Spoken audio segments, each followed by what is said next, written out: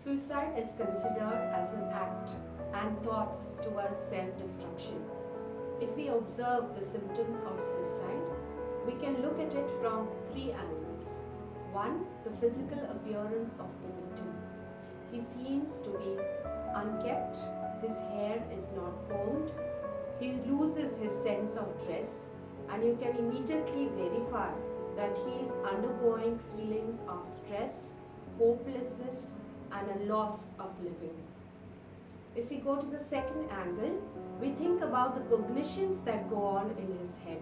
In his or her head involves he or she, the victim of suicide, often involves a negative self-thought. I cannot do this. I have tried enough. My life is become useless. There is nobody to help me. These are some of the cognitions of negative self-thoughts that go on in the mind of the victim of suicide, which he often makes a point to share with others. And thirdly, his attitude towards life is negative. He is often pessimistic about his achievements. He thinks he cannot achieve anything else in his life, and in fact his whole attitude towards life is negative. He's very pessimistic, and in fact he loses his hope of living, and therefore he thinks of all the negative part of his life and goes forward to commit a negative act of suicide. I think you have a bright future. And even if your parents are forcing you, and you can always discuss these things with your parents, and you can have another session with me along with your parents, and I think we can find a way out. Okay, because ending your life is never an end or a solution to any problem. Okay, I wish you all the best in your future. Just when you think that it can't get any better, it can. And when you think it can't get any worse, it can. So why end life when there is so much in store for you? Well, life's an adventure, and each day is a new opportunity.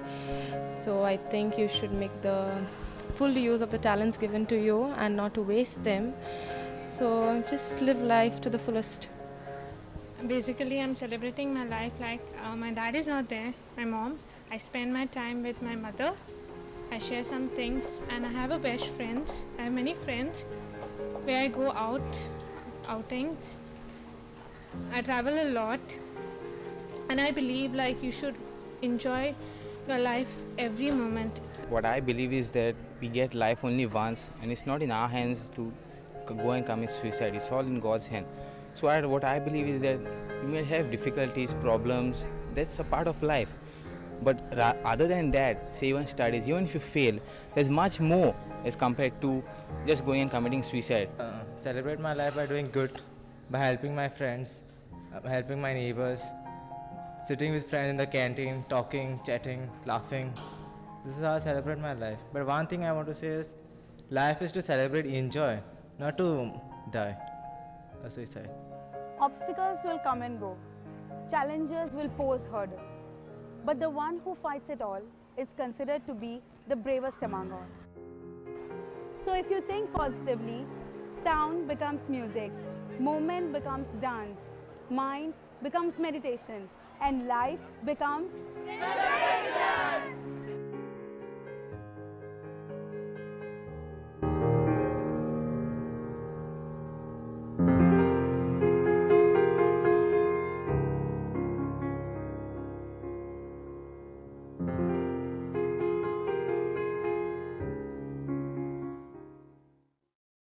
आम्ही दोघांनी मिळून एक picture काढला, त्याचं नाव आसा जिंदगी.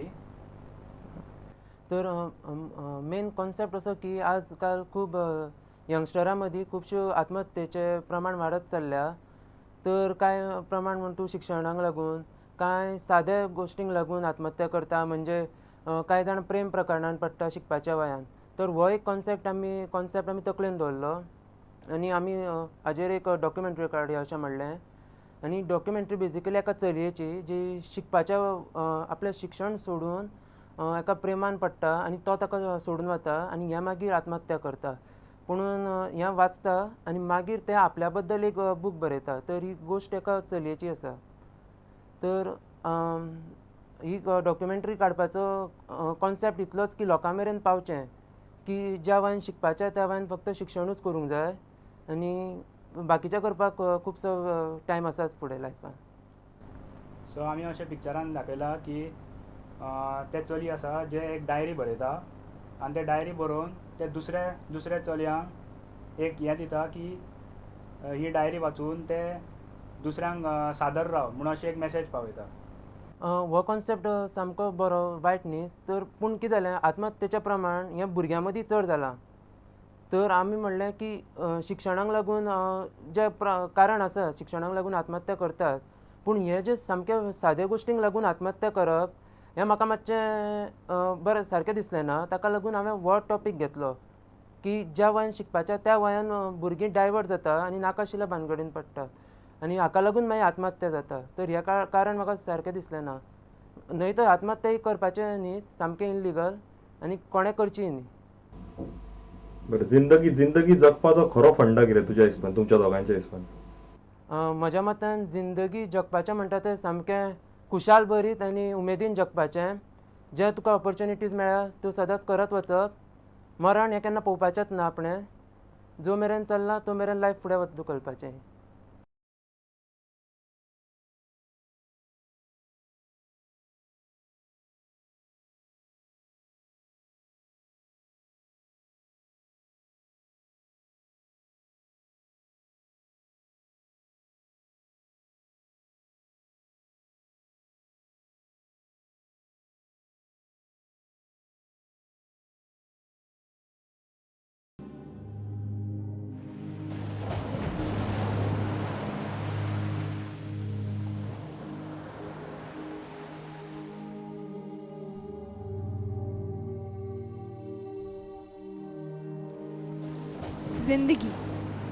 जिंदगी का मोल हम तब जान पाते हैं जब जिंदगी सूखी रेत की तरह हमारे हाथों से फिसलती जाती है.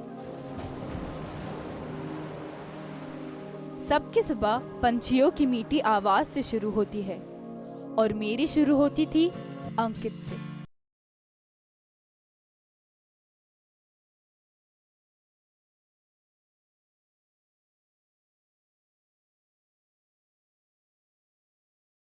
फोन पे बातें करते,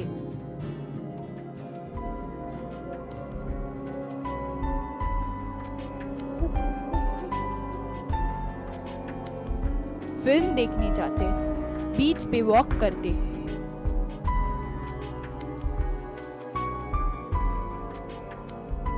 अंकित ने मेरे दिल पे फतेह कर दिया था. वो मेरी रूह में इस कदर बस गया था कि अब उसे निकालना नामुमकिन था.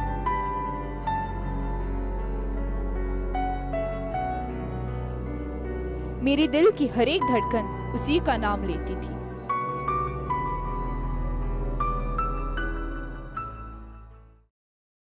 मेरी हर एक सांस उसका नाम पुकारती थी. पढ़ाई पे तो मेरा ध्यान होता ही नहीं था.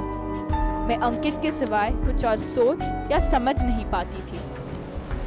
मैं प्यार में एकदम पागल हो चुकी थी. मुझे ऐसा लगता था कि अंकित और मेरी जोड़ी जन्म जन्म के लिए है. लेकिन अंकित भी दूसरे लड़कों की तरह निकला. जितना प्यार मैं उससे करती थी, अगर उसने मुझसे उसका आधा भी प्यार किया होता तो जिंदगी खुशल होती. लेकिन धोखा देना तो मर्दों की फितरत में है और अंकित कोई अलग न था. उसे कोई और मिल गई और उसने मुझसे अपने सारे बंधन तोड़ दिए.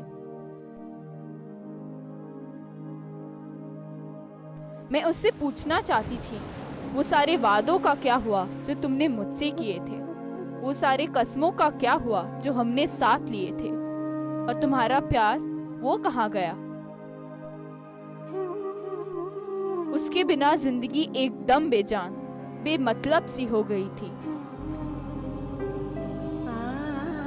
अब जिंदगी से मेरा नाता ही नहीं था. अब मुझे जिंदा ही नहीं रहना था. अंकित नहीं तो मैं भी नहीं. मेरी जिंदगी वो डूबता हुआ सूरज था जो अब कभी आसमान को नहीं चूमेगा.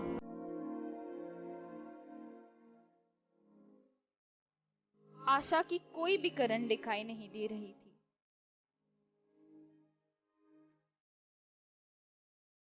मैंने फैसला कर लिया था, अब बस।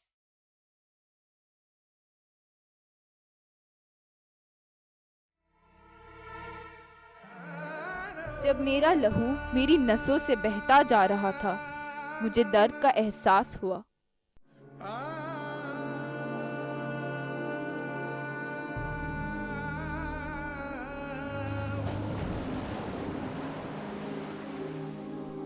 लेकिन जो दर्द अंकित ने मुझे दिया था, उसके सामने ये कुछ भी नहीं था।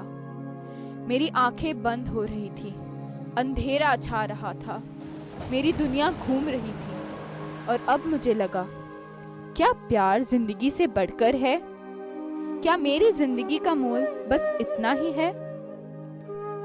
अब मैं जीना चाहती थी, लेकिन कैसे?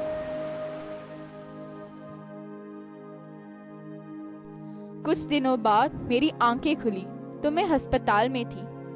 ग्लूकोज की बोतल चढ़ी हुई थी। मैं यहाँ कैसे पहुंची, कुछ पता नहीं था।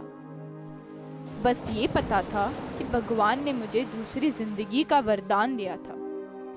I realized my mistake and regretted it, but I was determined to get a change in my life.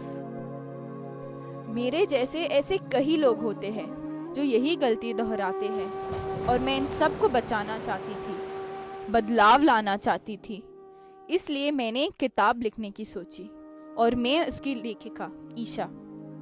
ऐसी किताब जो लोगों को बता सके कि ज़िंदगी बहुत सुहानी है, अनमोल है और सिर्फ एक बार ही आती है। अब मुझे जीना है और दूसरों को भी जीते हुए देखना है। मुझे ज़िंदगी का महत्व पता चल गया है, और मैं जान देने की अभी सोच भी नहीं सकती, क्योंकि जीने का नाम ही ज़िंदगी है।